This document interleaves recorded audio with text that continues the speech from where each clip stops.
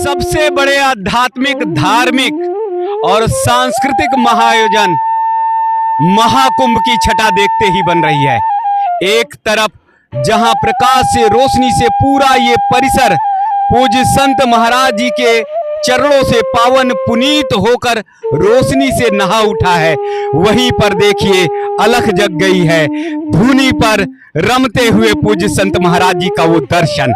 ये भारतीय संस्कृति है, ये सनातन संस्कृति है, जहां पर भावपूर्ण दर्शन होता है। एक तरफ खुले आसमान पर जहां पर ओस है, जहां पर खुले आसमान पर साक्षात देवतागण देख रहे हैं, और दूसरी तरफ हमारी धरती पर पूज्य संतगण यहाँ पर साधना और भक्ति कर रहे हैं। भारत इसीलिए तो दर्शन का देश है, भारत इसीलिए तो दार्शनिक है, भारत इसीलिए तो अध्यात्म का देश है, और भारत के ऋषिगण संतगण इसीलिए तो चाहे अलमस्त रहे, चाहे जैसे जिस तरह से भी रहे, लेकिन हर समय हाथ उठता है उनका तो विश्व कल्याण के लिए। हर समय आशीर्वाद जी की जब उनकी वाणी निकलती है तो सब विश्व कल्याण की कामना करते हैं। तो आप देखिए ना, रात्रि का समय है, शरद ऋतु है, आसमान से सीधे ओस की बारिश हो रही है और यहाँ पर धुना रमा हुआ है, लेकिन पूज्य संतगण, पूज्य हमारे देवतागण, पूज्य प्रातः स्मरणीय वाद्य यंत्रों के साथ में जब कीर्तन और भक्ति के रस में घोल रहे हैं, तो फिर आनंद का वो सागर यहीं पर देवतागण उतरेंगे। निश्चित तौर पर संगम के तीरे, निश्चित तौर पर गंगा यमुना सरस्वती का जहां पर संगम हो रहा है, यहीं पर तो त्याग समर्पण का संगम है, यहीं पर तो हमारे भारतवर्ष की संस्कृति का संगम है। पूज्य गुरुदेव महाराज जी के चरणों में बहुत बहुत वंदन, बहुत बहुत वंदन, बहुत बहुत वंदन। भारतवर्ष की जो सनातन परंपरा है उसको हमारे गुरुदेव महाराज जी ही बचाए हुए हैं, वही दर्शन कराते हैं। तो बहुत सारी बातें होंगी। मेरा ये निवेदन है, मेरा ये आग्रह है, अगर सच्चे सनातनी हैं, सच्चे आप भारतीय हैं, सच्चे आप हिंदू हैं, तो इस वीडियो को तो ज्यादा से ज्यादा लोगों तक पहुंचाएं, क्योंकि इस परंपरा को आपकी आंखें देख नहीं पाएंगी, इस परंपरा को आपके लोग नहीं देख पाएंगे जो 60, 70, 80, 90 वर्ष की उम्र के हैं।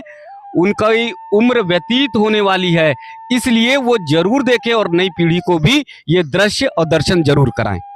यहाँ पर बैठने से मुझे दो फायदे हैं, एक तो यहाँ की रेती का आशीर्वाद है और दूसरा पूज्य भगवान जी का हमें सानिध्य प्राप्त हो जाता है। गुरुदेव महाराज जी कहाँ से हैं, किस अखाड़े से हैं? बोल गुरु दत्तात्रेय भगवान की जय, गंगे मैया की जय। हम हरियाणा से फतेहाबाद डिस्ट्रिक्ट, हमारा गांव दारसुल, बाबा श्यामपुरी डेरा आश्रम गौशाला, और यहाँ कल्पवास के लिए, कुंभ मेला के लिए यहाँ पे रहने के लिए आए हैं। महीना, 2 महीना या 3 महीना, जब तक गंगे मैया की कृपा रहेगी तब तक यहाँ रहेंगे, कुंभ मेला देखेंगे। बहुत सारा आशीर्वाद तो मुझे चाहिए, मेरे दर्शकों को चाहिए, लेकिन इतने प्यारे धुन से आपने इतना सुंदर तरीके से ये रमा दिया, तो मुझे लग रहा है कि देवतागण भी कह रहे होंगे कि यहीं पर आकर रुके और महाराज जी के कीर्तन में शामिल हो जाएं। हम गंगे माई की इतनी कृपा समझते हैं, जो कि हमारे से हरियाणा से काफी दूर है। कुछ मैं गंगे माई के बारे में, उनकी महिमा के बारे में बताऊंगा। काशी और कश्मीर बराबर कोई तीजा गाम नहीं है, काशी और कश्मीर बराबर कोई तीजा गाम नहीं है, और भारत में श्री गंगे कैसा उत्तम धाम नहीं है। काशी और कश्मीर बराबर कोई तीजा गाम नहीं है, भारत में श्री गंगे कैसा उत्तम धाम नहीं है। हरिद्वार जहाँ हर की पौड़ी हरि स्नान करें थे, ऋषि महात्मा नहा नहा के विष्णु का ध्यान धरे थे। उत्तम भूमि जगह समझ शास्त्र वेद बखान करें थे। शास्त्र वेद अर्थ की रीति ठीक बखान करें थे। आज तक भी उस भूमि पे झूठ का नाम नहीं से। भारत में श्री गंगे कैसा उत्तम धाम नहीं से। गंगे माई तरण तारणी ये ऋषि महात्मा गागे। संकल्प विकल्प हुए दूर दुनिया के तन के झगड़े त्यागे। इंद्री जीती और मन मार्या वही ठोड़ ठिकाने लागे। जिन बंदिया ने मुक्ति चाही वो गंगा जी में नागे। लो में जोत रहे भगवन की वहां दे और चाम नहीं से। भारत में श्री गंगे कैसा उत्तम धाम नहीं से। कनखड़ में एक प्रजापति ने यज्ञ आरंभ किया था। ऋषिकेश में ऋषिया ने वहां शुद्ध स्थान लिया था। सूरज कुंड में सूर्य जी ने काढ़ के नीर पिया था। नीलकंठ से 3 मील दूरों लाखों वर्ष जिया था। बेठ गंगा के बीच तप कर गए वहां चौपट थाम नहीं से। भारत में श्री गंगे कैसा उत्तम धाम नहीं से। तो गंगे माई की बड़ी महिमा है। गंगा बैतरणी नदियों में से नदी है। जो इस गंगा में आके नहा लिया उसका देखो यहाँ बताया है कल्प वाक्स में 3 बार स्नान करना और एक टाइम सूक्ष्म में से भी सूक्ष्म फलियाहार करो या भोजन करना है तो एक समय करो।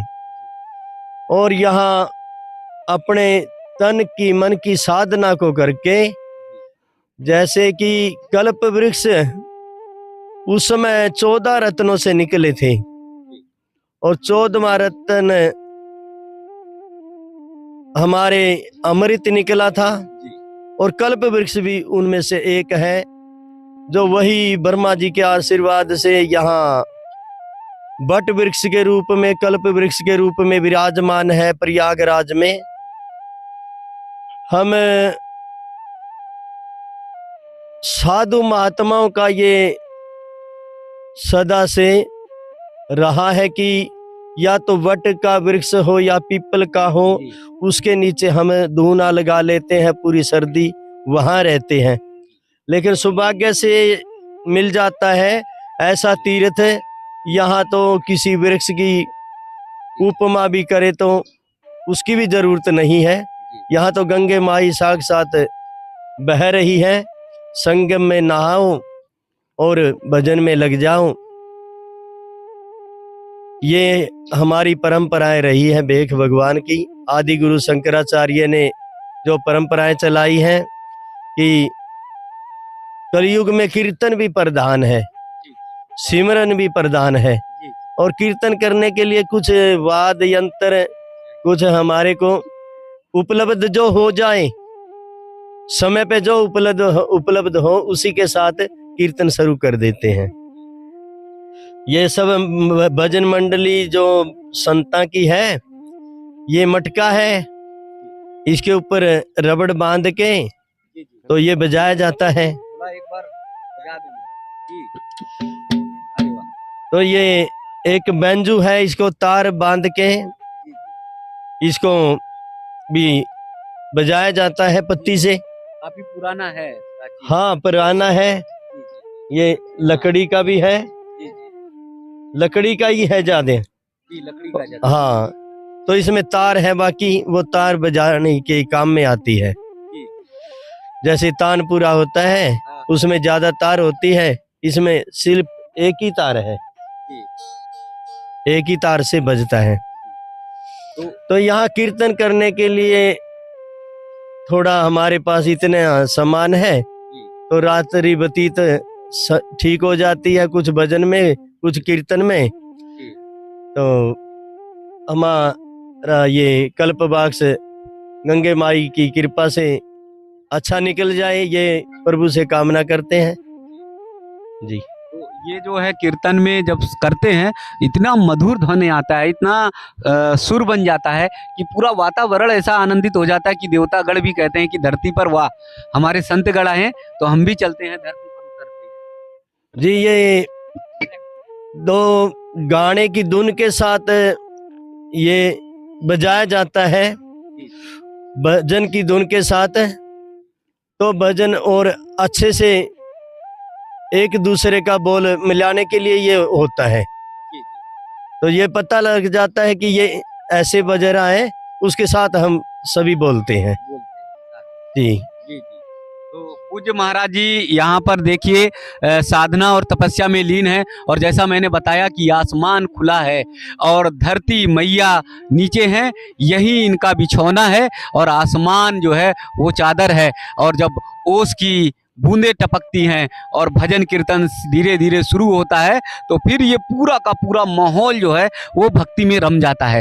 सही मायने में आप सब ने दुनिया में तमाम चीज़ें देखी होंगी, लेकिन आज भी हमारे संतगण, आज भी हमारे ऋषिगण अपनी परंपरा को जीवंत बनाए हुए हैं, अपनी संस्कृति को बनाए हुए हैं। ये भारत के प्राण हैं, ये भारत की आत्मा है। अगर ये ना हो तो भारत की आत्मा समाप्त हो जाएगी।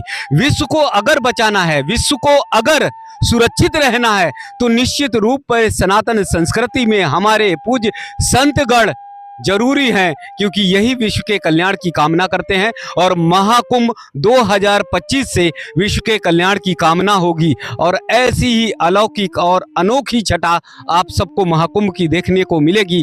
एक तरफ जहां पर कीर्तन होता है, भजन होता है, दूसरी तरफ नागा संतों की टोलियां निकलेंगी, तीसरी तरफ हर हर गंगे करते हुए महाकुंभ में लाखों की संख्या में श्रद्धालु भक्तगण स्नान करेंगे। तो आइए हम सभी महाकुंभ की ओर चले, संस्कृति की ओर चले, और पूज्य महाराज जी से एक निवेदन की एक प्यारा सा और भजन, जिससे पूरा का पूरा वातावरण रम जाए और हम सब रम जाएं, जिससे पूरा का पूरा वातावरण एक आनंदित हो जाए। देखिए कैसे अभी यही घड़ा, मामूली सा घड़ा जिसमें जल भरा जाता है, वो कीर्तन में तब्दील हो जाएगा, धुन में तब्दील हो जाएगा, भजन में तब्दील हो जाएगा।